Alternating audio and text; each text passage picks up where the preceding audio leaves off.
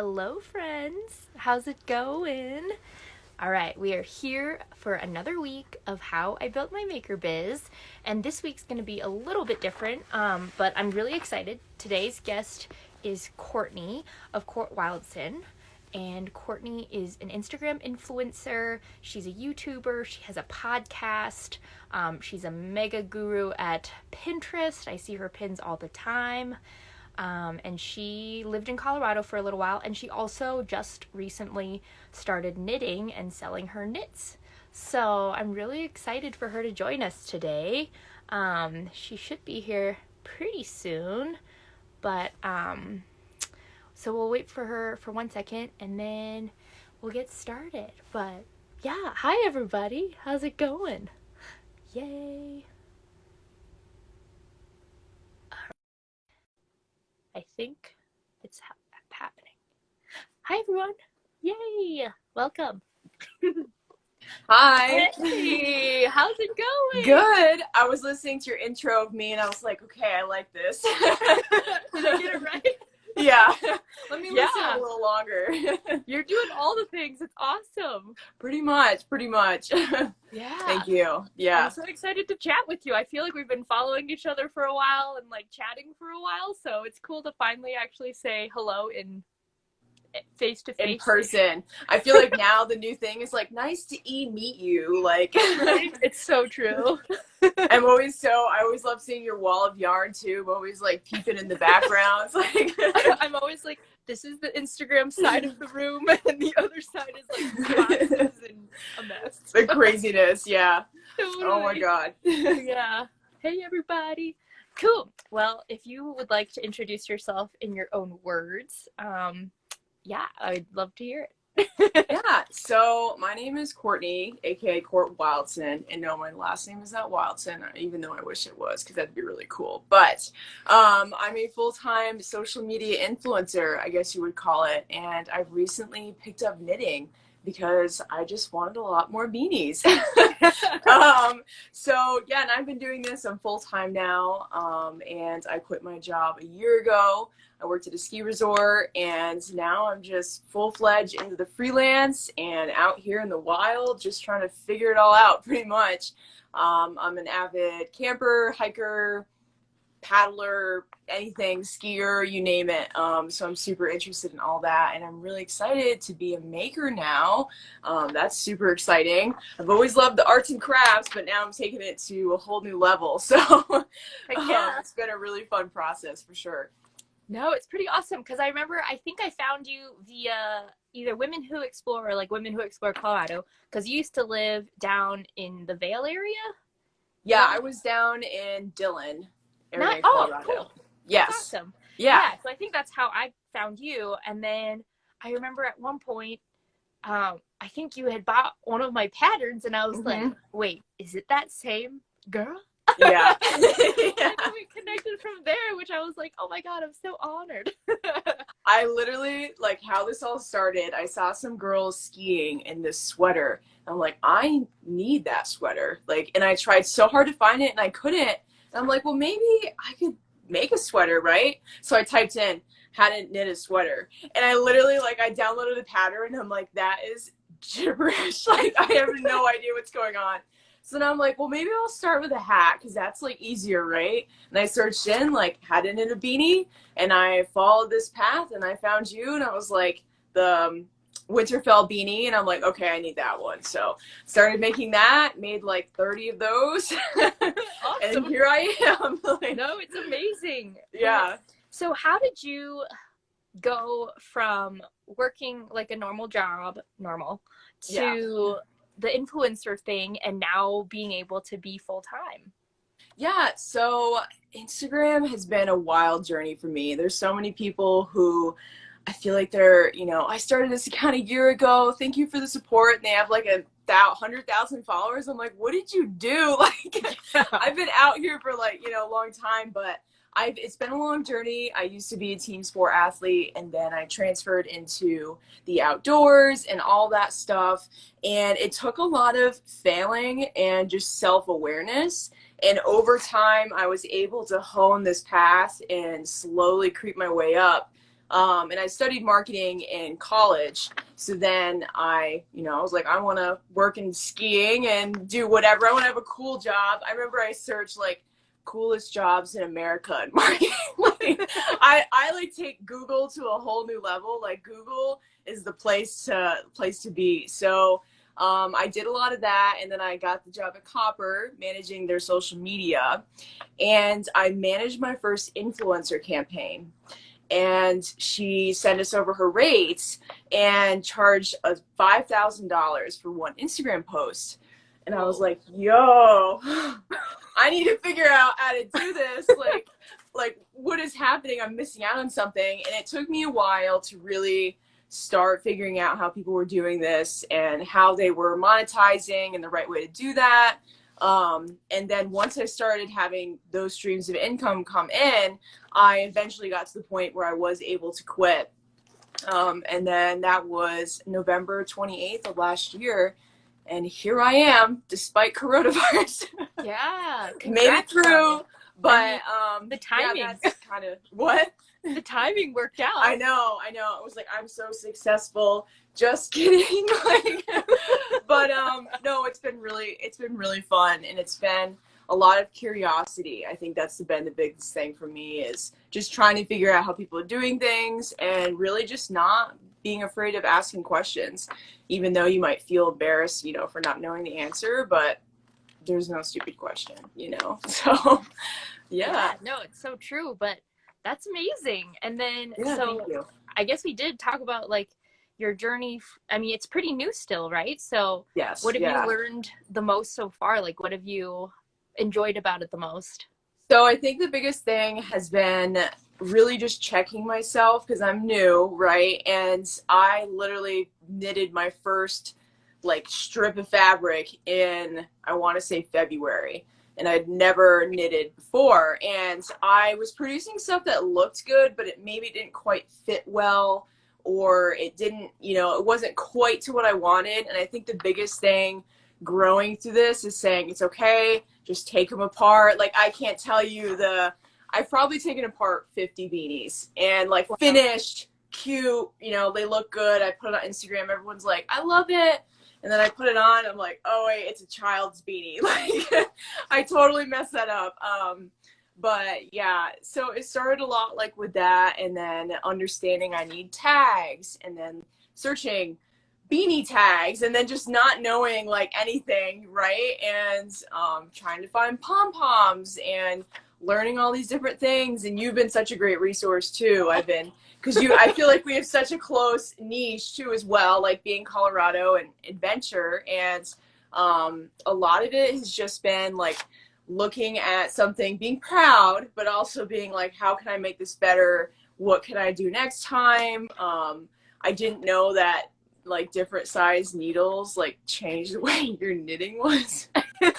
I was like, oh, that's how because I kept doing your pattern with 9 all the way through, and I'm like, why isn't this working? Oh. And I'm like, this pattern's whack, and then I got 10s, and I'm like, oh, okay, that makes sense. Like, wow. Yeah, so it's been a lot of just growth, but it's been really exciting because it's been different, and I have been posting on Instagram for so long, and I've done all the poses and all the things, and now it's this new avenue, and I think it's really taught me a lot about my brand too, and not just posting pictures of myself, but also posting pictures of a beanie or something like that, and then kind of being afraid because I wasn't sure how that would be received, and then learning a lot of my followers are knitters, and I'm like, oh, they sweet. are knitters. Like, yeah, I had no idea, or macrame or whatever it is that they do. And so it's been really cool journeying through this. But I started my beanie business in the summer, so we're waiting for winter.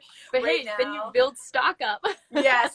Oh my God, my parents are like, do you really need that much yarn? I'm like, it is necessary investment, okay?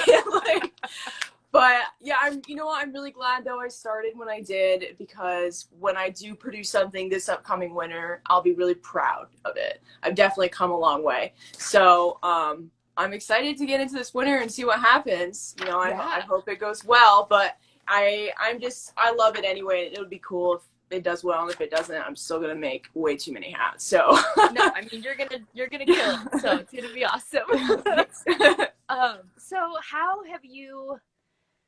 So going from influencer, where you are mostly posting pictures of yourself, right, for that kind of work. Right. Can you talk to us a little bit about that and how that kind of works, and like, I don't know, what the strategy is, I guess, in that side of things, and then how So you've incorporated the beanies too. so how like I get collaborations or like that? Yeah, that type Yeah, of thing. combo. Yeah, whatever Okay. you want us to know. Yeah. So I think the biggest thing, posing with myself and just the style of pictures and that type of thing. Just a total side note, like your iPhone is totally sufficient. Like I only have an iPhone and I've been rocking that thing left and right. But a lot of it has been, yeah, right, yeah. And then these people are like, you need this $5,000 camera. I'm like, I don't know, but yeah. So a lot of it has just been posing and learning just what's natural, and I think that's been the thing that has really separated me from the general public. I would say, like in pursuing this whole journey, is just trying to be as authentic as possible, and that's just the biggest thing when it comes to brands. And then really just understanding, I went through a phase where I got really caught up in trying to just, grow my Instagram, how to build your following, like just getting really caught up in all these really large keywords that are really, they don't really describe really how you should do it. And it kind of gets a little sketchy, I guess, and it feels kind of sketchy. And I think once I really thought back to why Instagram exists and what our job is as creators to do, that's when everything kind of just got a lot clearer to me. And just understanding like this platform is for friends to connect with each other, share pictures of your adventures, and then grow together. And the community aspect too has been really monumental, and me understanding that and really building. And like with being an influencer, you could have 20 followers, but if you say like, hey, buy this map, and they all buy it, you're an influencer. You know what I mean? Like you have influence. So I think that just really fostering such an authentic community and really having engaged people is like the biggest thing, especially when it comes to brands too. I think they notice that, and just, comments, and not getting too caught up in the likes and stuff like that. Because I know a lot of people who, there was a girl in the outdoor industry, she had 100,000 followers, and she had to sell like 20 t-shirts to get paid for this campaign, and she couldn't sell them, Wow. and it's just, it was pretty, I guess, and people liked her picture, but they weren't really invested in like who she was.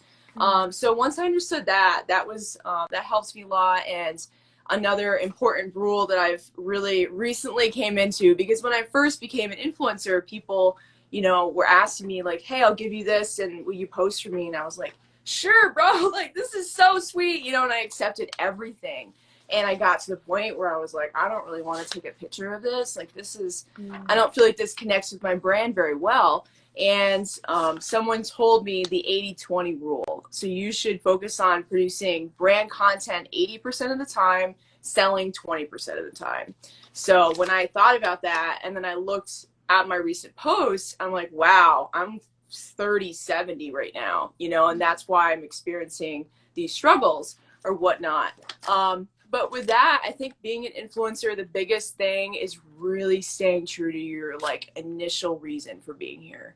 And that's been really hard, even when you experience these like growth peaks or different phases where, you have all these really large brands.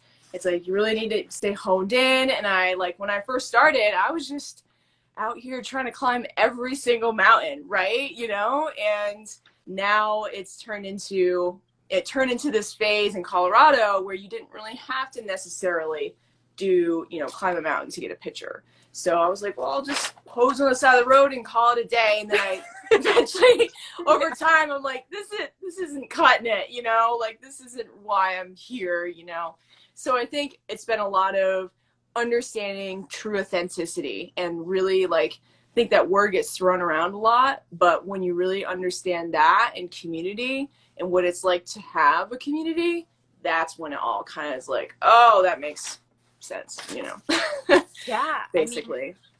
Yeah, totally. And authenticity, you hear that all the time from Hmm. all the influencers and everyone. And so what does that mean for you, do you Yeah. think? So I think the biggest thing is when I see big influencers and they're like, I just want to be authentic and just, Mm-hmm.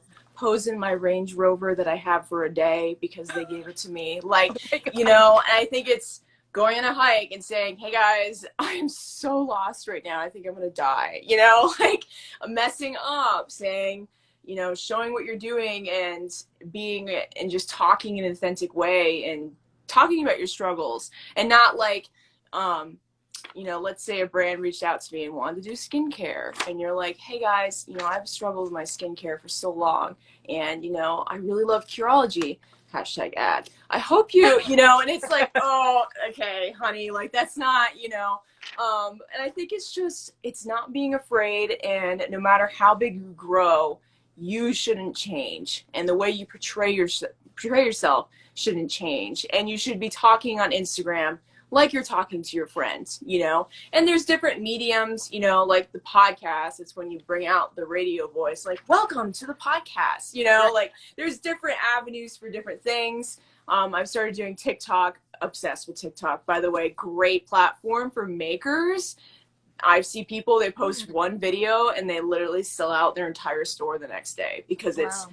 the virability of the platform is crazy. Like I'm already at 6,000 followers and I started 2 months ago and I've been on Wow. Instagram forever. And I'm like, this took me forever over here. And now I go over to TikTok. I'm like, well, like it's so easy I now, haven't but even tried it. I haven't even seen it. yeah, So I it's don't even know. it's crazy. But, I think the biggest thing is just not putting on a face, just doing what you do, and you'll find that people react more to that. Hmm. And they become more invested. And I think there's a fine line too between oversharing, I guess, if that makes any sense, and sharing what's relevant to your brand, and keeping everything kind of in line with your journey and like how you've, figured yourself out throughout the years and different things like that. And I think people really connect well with that. And yeah, just pretend you're on a sleepover and you're just talking to your friend, like with Totally. a brand's filter, I guess. So that's kind of how I would explain it. Yeah, no, I agree with that for sure. And I think for mine too, I started, well, not that I follow it very closely, but Mm-hmm. I made like this content calendar slash like category chart for myself. Like these are the Yes. 5 things that I feel like represents my brand the most. Mm-hmm. And kind of trying to rotate through those so it's not like I'm talking about the same thing all the time. But also like just posting when I feel inspired to has helped a lot versus like, oh my God, I have to say something about something today. Right. That has helped. Yeah. But I think planning, mm, absolutely, when it comes to calendars, and having a content bank too mm, really mm, helps. But I think the biggest thing, like what you said, having the different categories, super important. Okay. And I think the biggest thing to remember is not every Instagram post is going to be your most liked Instagram post.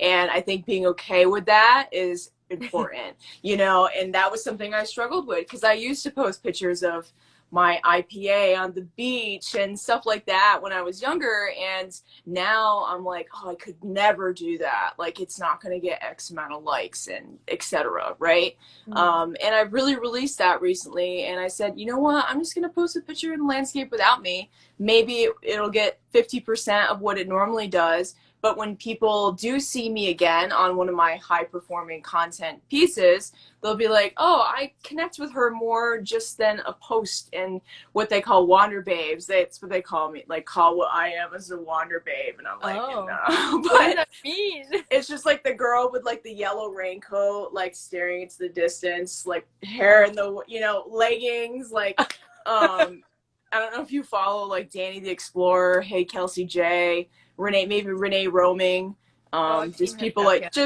it's just like a girl who's pretty who goes and, Right. You're like, you did not hike to the top of the mountain in those you honey didn't, boots, did yeah, you? like, why does your hair look so good? Like, my hair does not look like that. That's funny. So I think it's just really understanding that a brand takes time, and it's not a straight line or a straight growth line, and it's really jagged, and it takes a while to hone in on that. But once you have like your 5 things, like for me, it's pictures of me, it's pictures of my beanies, and in summer I kind of like, disperse that a little bit for me because I'm new. And then it's landscapes and really capturing that moment, because I feel like a lot of times with portraits, people don't understand where I am. Like they see me and they see like some mountains kind of, but it's important for me to also be known for the outdoors and not just me posing in the outdoors, if that makes sense. But yeah, I think just diversifying like what you're putting out, and even if you are a maker and you have a product and you do put it in every shot, just how you're changing the layout. Is it a flat lay? Is it more of something that's in the moment? Is it being worn? Like just different settings and different ways to just really kind of use content, whether it's maybe just posting a quote too. A lot of people are known for that, and doing stuff like that. But I think identifying the 3 variables that people can expect from you, that's important. And so when people come to you, they can, expect the same type of thing, but also be surprised by it being good content. Yeah, for sure. Yeah. I mean, so obviously you're outdoorsy, Yes. but how would you describe your brand and the type of outdoorsy that you present? Yeah. So it's actually one of my struggles too, because I think it's really easy, especially being in the outdoors industry, to follow people like Renee Roaming, who have personal photographers and have 400,000 followers, and they create these like National Geographic images every single day. And I'm like, I can't compete with that. Like, I'm taking pictures of myself, like on my own tripod. Like, I'm never going to be that. And I think it's important to have your own unique thing. So I feel like for me, a lot of my outdoors interest comes from team sports.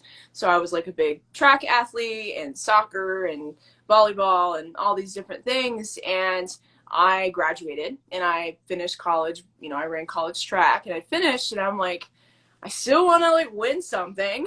So I started doing Spartan races.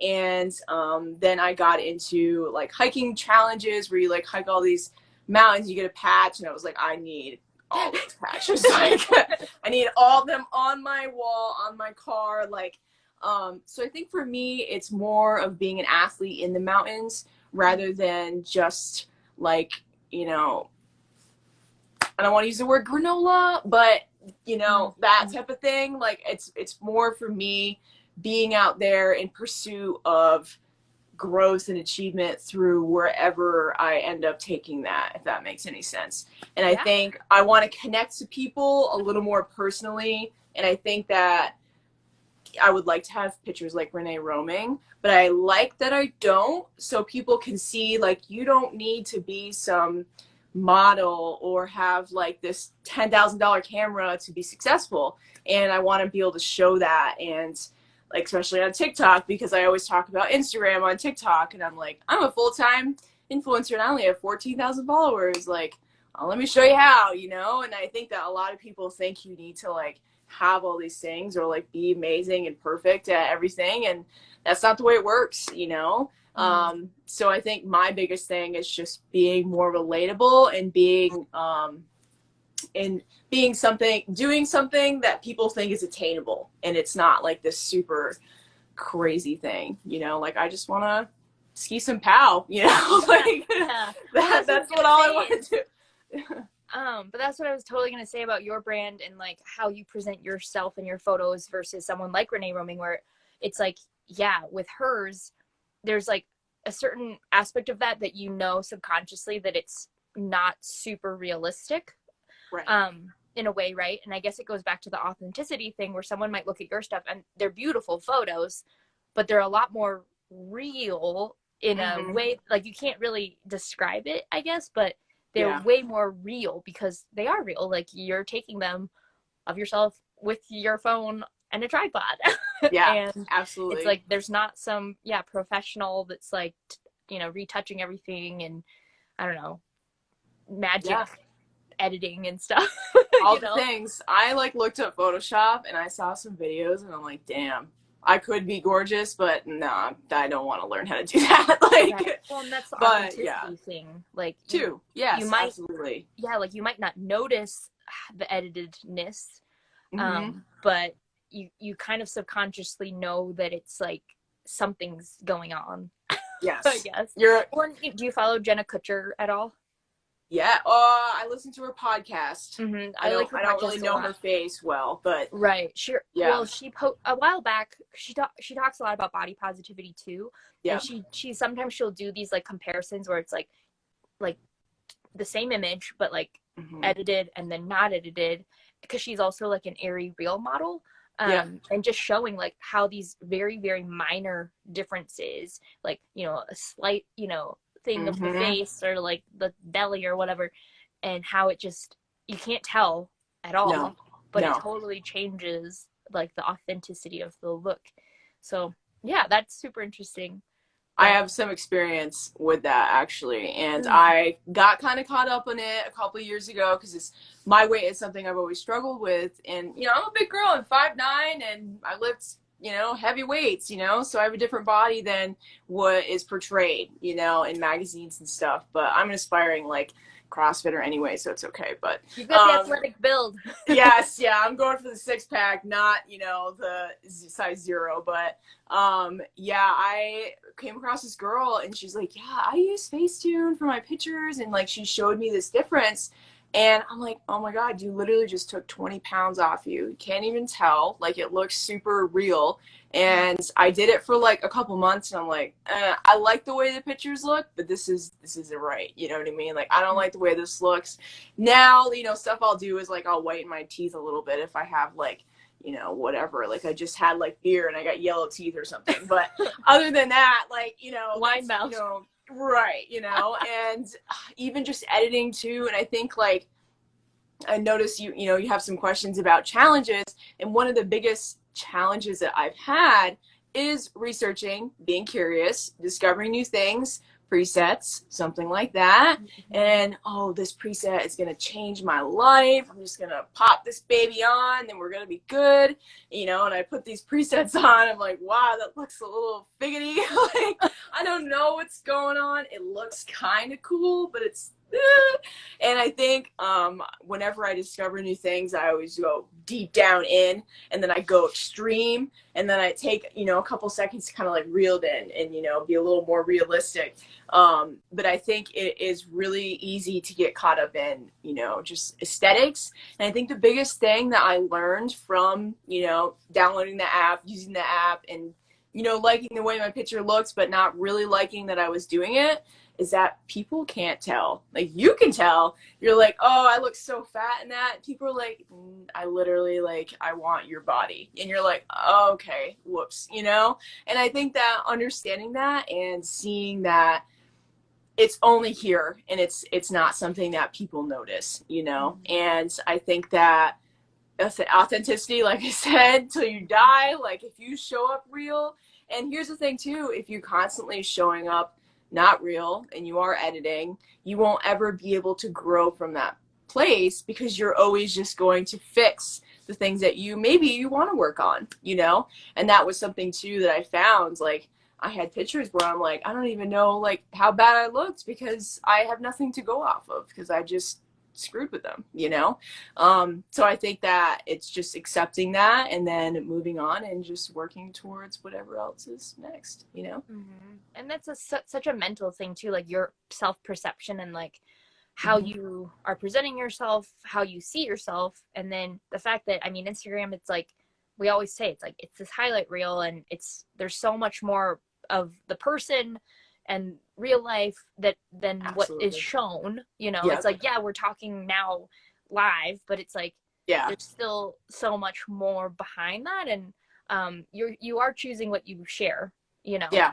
Yeah. and part of the connection aspect of Instagram, like you're saying, it's a social media platform. And especially, I know you're now in the maker community, but that's Yes. kind of the amazing thing that I think is awesome Mhm. about the maker community is no one cares about that stuff. It's No. like Yeah. everyone Yeah. talks and is like, I mean, my experience has been very positive, like very supportive of everyone. Hmm. Um, and just like a lot of collaboration and camaraderie. And I think if you, like you're saying, if you're not authentic in the way you're showing yourself, you might not have those connections because I don't know You'll why never people, know. but yeah, people just don't connect with you, I guess, Yeah. if you're not authentic. Right. Well, and here's the thing too. Like, I made my bed. I have a bag of Taco Bell on the floor. Like, and there's things that like I do to keep obviously the brand image, and you want to hone that in, but you also kind of just want to relax, and not be super stressed about it or whatever. Like, I just bought a ring light. Like, this is what's going on up here, Oh, and I'm just like, ooh. Ah, wow. like, this is so cool. I'm so fancy. Yeah. And I think it's balancing that, but while also balancing, like what you just said. And yeah, that's one of the reasons. Narwhal right here. Yeah, woo. That's one of the reasons why I'm so excited to do the maker, the whole thing, is because it is such, an authentic avenue, and it's coming from a place of true passion. And that's something too I ran into a lot with what I do with being an influencer, is a lot of people want to be an influencer, but maybe they don't actually really like hiking, but they want to be that. And it's just with the maker community, like, no one's out here knitting sweaters for a picture. Like, Right. people are doing it because they want to do it and it's enjoyable to them. And it's something that, like I said, I've always been crafty. I've always liked painting things, or I used to have my own like friendship bracelet business. Like, when I was in high school, it's like, I'll make you a bracelet for $5. Like, all those things. I've always been really interested in that, and I'm really glad that I found something within that. That's something that I was kind of worried about, was that I would start doing this, I would enjoy it, but then I would burn out, and it wasn't something that I would stick with for a long time, because that's kind of something that I've done, like painting. I used to like paint canvases, and then I was like, I'm not super into this, right? And I'm glad to say I've had hundreds of hours of beanie knitting, and we're still out here knitting, so Yeah. I still enjoy it. And it's something that really calms me down. I really like having that type of, I just like having a different creative outlet than what I was doing, I guess. I like having the two different things where I can change gears when I want to, but I can also stick with something when I'm really like riding that train, if that makes any sense, Yeah. I mean, I think it's a lot of makers can say that, where it's like you kind of like start this project, you learn to knit, and then you're like, I'm obsessed. And I Yes. think a lot of it's like, I mean, it's not instant gratification, but there's like a certain level of like producing something that you can Mm-hmm. see immediate results happening, and you can use it, like you can wear it Yes. and share it Yes. and that kind of thing, Yeah. which is really amazing. And it definitely ties in hand with outdoorsy stuff Mm-hmm. anyway, which is really cool. But oh, Lauren just said that Taco Bell thing is the most relatable thing I've ever heard. Yep. I always go there and I'm like, I'm not gonna feel good after I eat this, but it's so worth it. Like, It's like extra the sour cream, nostalgic please. good, Like, like high yeah. school drive-through status. But yeah, and like, I've also had the moments too where I went to this period where I thought I was too good for pattern. It was like I called myself a rogue, trying to make all these Called me. things. I was like out here, I'm like, I'm just gonna make that and pretend that I know how to make that. And I spent like, I kid you not, 40 hours making this like beach pullover, and it looked good. I was like, okay, I'm done. I'm like, all right, okay, let's put it on. And I couldn't even like get over my head. It was all screwed up. And I was like, wow, okay, let me reprint those patterns that I purchased. Like, I need to like bring it back in a little bit. But yeah, it's been really cool to see that. And one of the best things was I made one of your Winterfell beanies, and I wore it to a hot springs.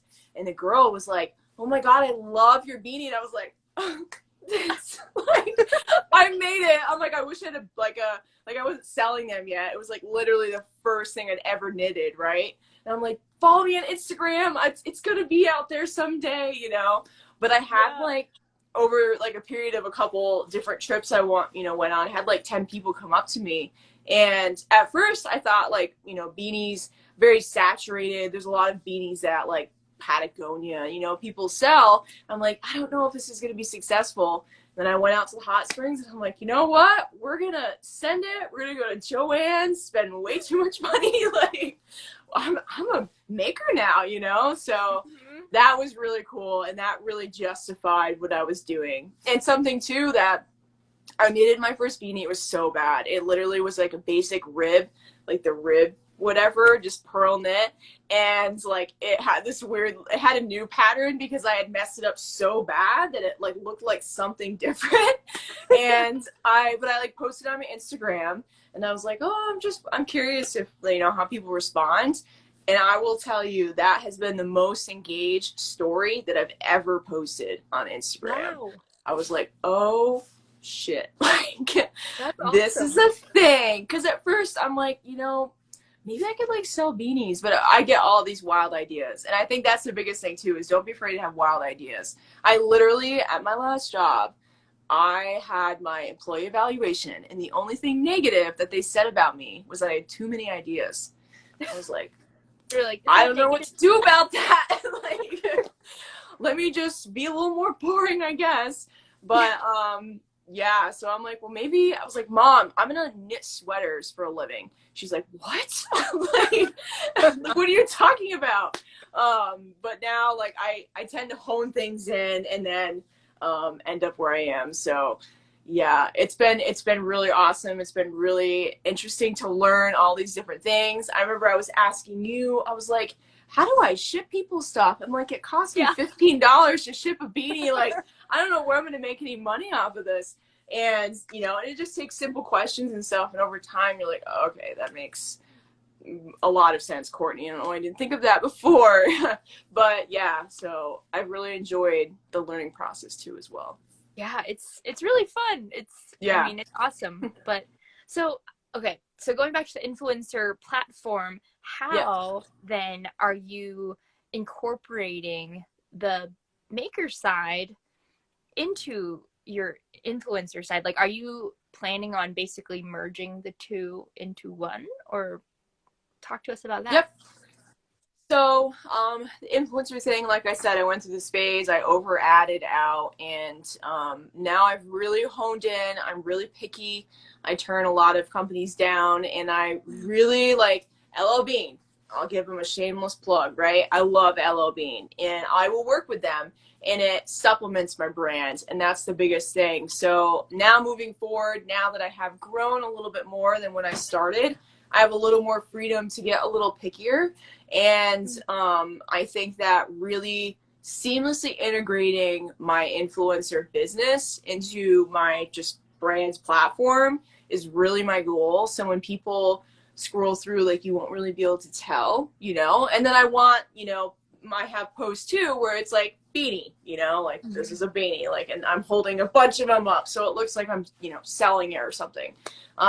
But I think, like you said before, having that content, just, going through the different types of content. So like every fourth post is an ad, every fourth post is a beanie, every fourth post is, a mountain, and then just really integrating it in that way. And I think that's honestly my biggest goal. My biggest thing recently, because I think we all know the things that we could be doing to really like take our business to the next level, but maybe we don't execute. This is me. I'm like, I could be doing this, and then I'd be famous, and my dad's like, so why don't you do that? I'm like, well, there's this thing, So my biggest thing was developing like a content calendar and really sticking to that. So obviously Instagram posts every day, Instagram stories, a podcast every week, 3 blogs every week. Now I'm doing a YouTube every week, and really just taking it, that step further. Because my job could take me 4 hours a week if I really wanted it to, but I think it's important for me to push, to that next spot. But I think with, the Etsy thing, I would read all their user manuals and like all the recommended things and how to update. So now my new thing is like every week I will update like a new item on my shop, you know, and, you know, constantly be searching like keywords and SEO. And then Pinterest, which I heard you mention before I got on. Yes. It is slept on, okay? Pinterest has a lot of potential, and it is super, super easy to do. And I think I'm up to like 700,000 monthly views. I'm like, what? How's this happening? And it's literally through something called Tailwinds. And you just like, let's say you just did a shop update on Etsy. You take like 20 pictures and then you upload it to Tailwinds, and it scheduled it and it rotates it through time. And every time people click on that pin, it goes right to their shop. So for me, it's, you know, doing my influencer stuff, that 80-20 thing I talked about. So really honing that in and, you know, keeping both my influencer collaborations and my beanie business within the 20, and really, really, really maximizing the other 80% too. And I think the biggest thing where I've really had a self-realization, I feel like every 3 months I like have a midlife crisis with my business, and I'm like, I need to like new profile picture, new logo, everything, you know, like this whole rebranding. But Gary Vee, if you know who he is a genius, and he's basically just like a marketer and just like hype man, I guess is the way I would say it. But he's really genius, and his thing is you need to be as selfless on Instagram and social media as possible. And that is something that really spoke to me. And I felt like for a lot of the time being an influencer and trying to do all these things, I was very selfish. You know, I'm like my things, comment on my things. And, you know, I got to the point where it's like, why would you comment on my things? Like, I need to provide something. So I think my biggest goal with the beanies and, you know, the collabs and then the pretty mountain pictures is to produce that, but then supplement it with like how to blank, you know, like, you know, situations where you want to have a beanie. I don't know, like just kind of spitballing, but. So really it's like the content you're creating on not the platform, right? Like you have your blog, your podcast, your YouTube, like those are all like the selfless thing you're talking about, like info, how to, whatever way. And that's all driving the traffic and connection to your Instagram, I guess, right? Yes. Yeah. So. And that's really that. I cannot like understate that enough too. And here's the thing, let's say Instagram disappears tomorrow, you know, like I will be pretty SOL, and it's important for me not to be, you know, and be able to still survive and get on and have multiple baskets with tons of eggs, you know. And I've really seen growth when I've started producing blogs and stuff, and you can't really find where it's coming from. I don't have any numbers to tell you, but I just know like when I write blogs, I just see an increase, you know, and just, you know, engagement, I guess. TikTok, you know, I had a video yesterday talking about there's this whole trend where it's like bra girls who like try really hard and don't try to be pretty, and I made this funny video, and I got like 100 followers on Instagram within the next hour from that video. And I was like, oh, so that's how it works, right? So I think the whole thing is you have your main beast, you know, Instagram or Etsy, where you have your main drivers, but it's having those multiple feeds coming in that really make a big difference, you know. And something also I do is the digital products. I have an ebook, you know, teaching about Instagram and stuff like that. And my goal is to build out a library of resources, you know, that people can come to. But I think with, you know, being the maker and influencer, I think initially I was like, well, now I need to build a knitting audience. And as you know, as much as I do want to do that too, I also realized I saw this podcast, that'd be crazy, right? I listened to this podcast this girl who had this super successful Etsy business, and she sold like ring like trays, and she's a millionaire now just from Etsy, which is crazy. And she said, at first I was trying to like sell or like build in the wrong areas, but I realized who is coming to buy my product. And for me, I was like, I needed to try and find more outdoor girls and bring them to my page rather than like over engaging in the knitting community or something like that, which is great too to have that. But I think once I realized my real customer was just finding people like me, you know? So I think that really attracting, you know, women, that's my goal, because my follower ratio right now is like 62% men. I'm like, get out of here. Like, I need the girls in here. Which is actually, it's funny, brands pay more for a female dominant audience because they're higher purchasers. Because guys usually are just like hard eyes, you know, they just, you know, whatever. So I think, you know, that's the biggest thing, is just kind of just seamlessly integrating them in the easiest way possible. Like, I say that now, but once winter hits, it's just going to be beanies and beanies. But yeah, I think that balancing that, and like I said, really, really honing in on the blog, podcast, and all that is really important to me right now. Yeah, no, you've been killing it. It's been good. Awesome. Yeah, thanks. Thank you. I mean, but yeah, you're right. That is the hardest part with I mean, I know for my platform, that's the hardest, is who am I talking to? Because it's like, I love engaging with the maker community, because that's like bringing me the most joy, is just building friendships and stuff. But I know that if I'm not selling them beanies, you know what I mean? Right. So that's like the hardest part, where it's like, I know who I need to find, but what I end up doing and want to do is like talk to my maker friends.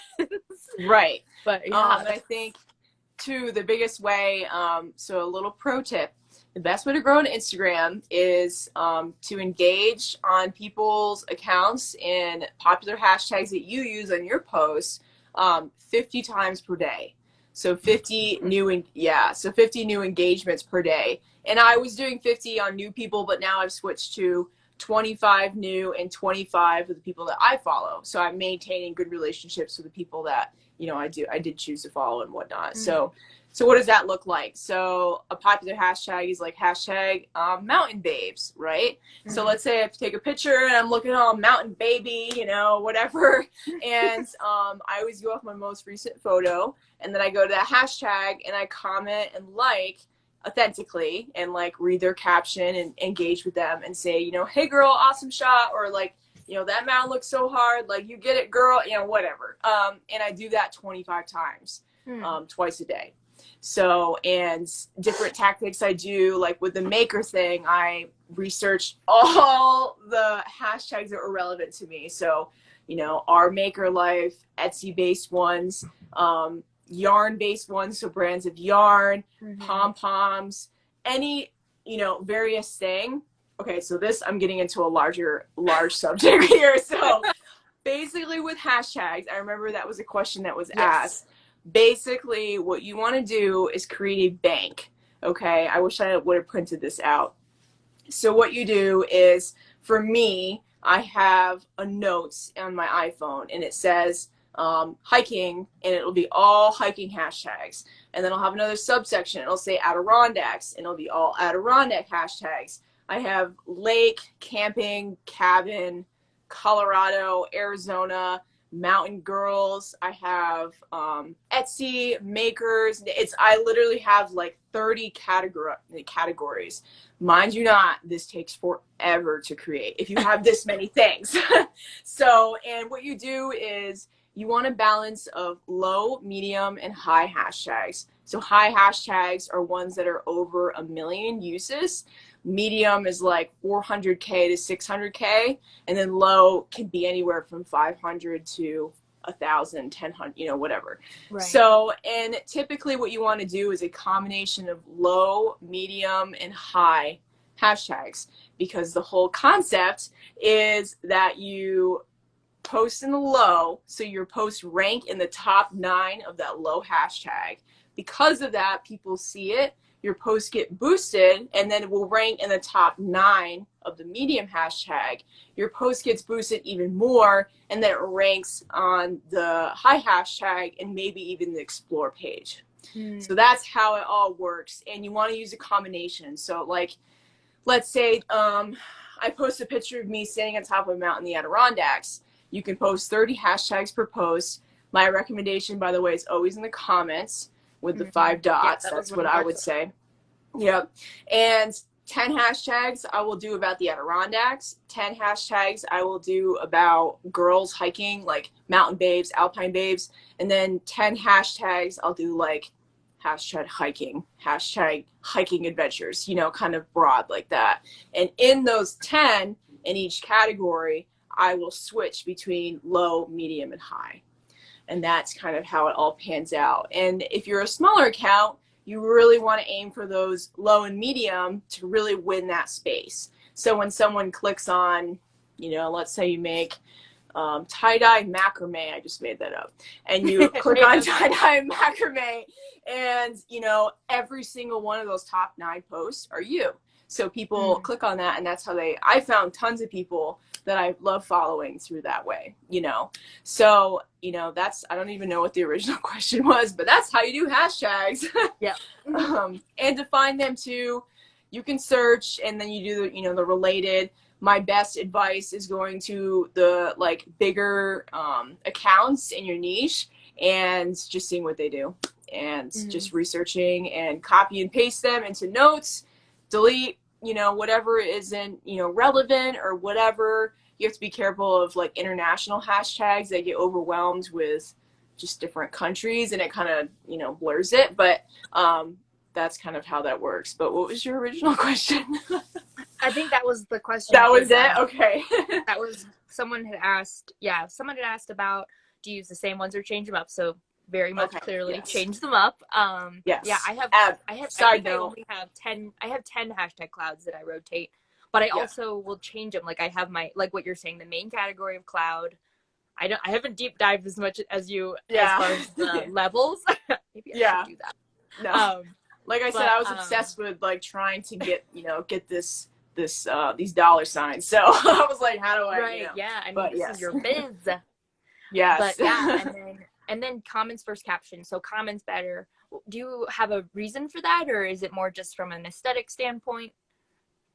So the first one I'll touch on too with hashtags, don't use the same set, because Instagram will recognize that on your post and mark it as spam. So the whole thing with all of this behavior you have to be careful of is Instagram is getting very smart, and you do not want to flag your account for any reason. I will get into sorry, I'm getting so sidetracked. But another thing too, that it's really, because this stuff is super, super important. Like follow, unfollow, stuff like that. Hard no. I did that for I think a year, like 4 years ago, and it will damage your account forever. Okay. Do not. I don't care what people, because people DM me all the time. They're like, oh, would you love engagement? If it sounds too good to be true, it is too good to be true. Don't do it, right? Same with engagement pods. I don't know if you've ever heard of that. Basically, a group of people join a chat and they put their Instagram post in, and everyone likes and comments on it, so it boosts. Not good too. Yeah. Instagram can track that. So with hashtagging, really the whole thing with that, like a big one for me is Spartan races, because it's such a niche community and everyone's really passionate. Let's say I go to the Killington Spartan race, right? I do my race. I always make sure I post the photo. Then I go to the hashtags that I curated for that photo and I engage in them. So like one of the big ones will be hashtag Spartan Race Killington. And then I'll go in there and say things like, awesome job, lady. It was a hard race. So that implies to her, oh, this girl was there too. Let me see who she is. You know, I'll thank you, but let me see who she is. So I click on her, or she clicks on me, and she's like, oh, I like her, blah, blah, blah. And then they follow you. A like on new people's accounts typically isn't enough to initiate a reaction like that. Most of the time you want to, this sounds kind of like car salesman, but it's just how it goes. You want to compliment them or speak to something they're talking about. Maybe they're talking about their journey with acne, you know, I mean, like, hey girl, I feel you. I used to do that. You know, this place looks so amazing. I just got like Arizona. They're like, oh, this spot looks so awesome. I just got home from Arizona. Like, can't wait to go again. They're like, oh, I wonder what, you know, adventure she went on in Arizona. So they'll look. And, you know, maybe with, you know, knitting, you're like, oh, I love that colorway. actually, I don't know how to say this. Is it Malabrigo? Yeah, Malabrigo. Okay. I love Malabrigo yarn It's too. amazing. Like, I'm obsessed, right? So they're like, oh, this girl's a knitter. They'll click on you. And then that's how this whole chain, like, kind of happens.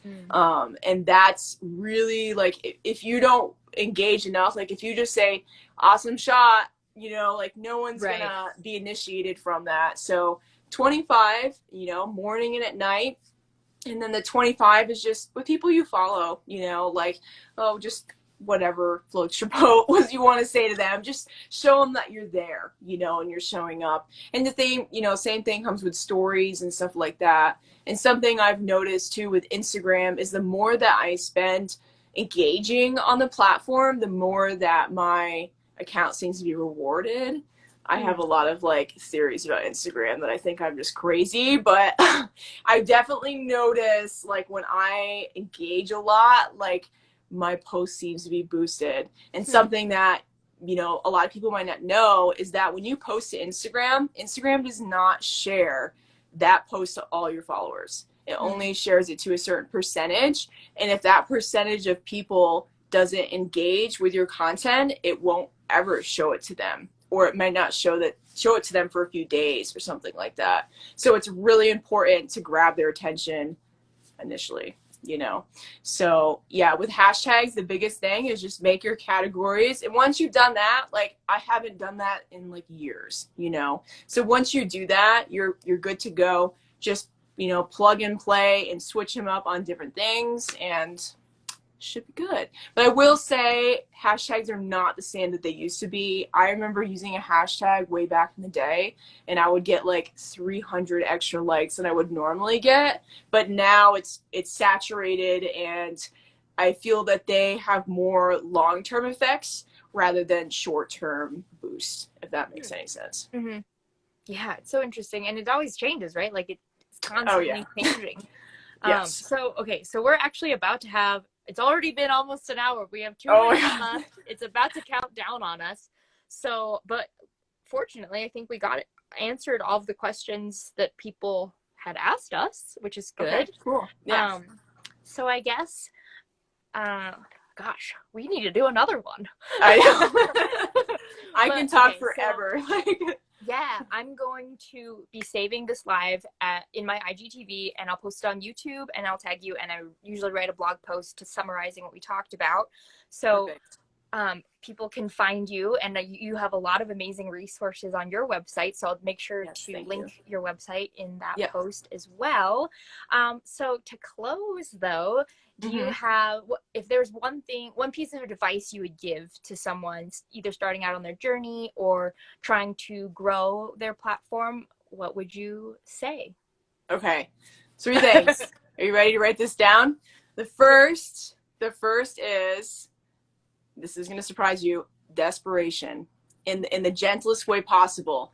If you want it bad enough, you'll get there, and you just got to keep, you know, trucking up that hill. You might fall down a couple times, but the people that want it really bad, I've seen people on their journeys, they get it, they get after it, and you'll figure it out no matter what happens. The second thing is consistency. If you're not consistent, you have no like analytics to go off of. So I don't care if it's a bad post, just post it. You know, maybe it does well and you're like, wow, maybe I should be posting this. So consistency, and with that, monitoring how things are going, okay, and adapt accordingly. You know, sometimes things don't work, so change while you're going.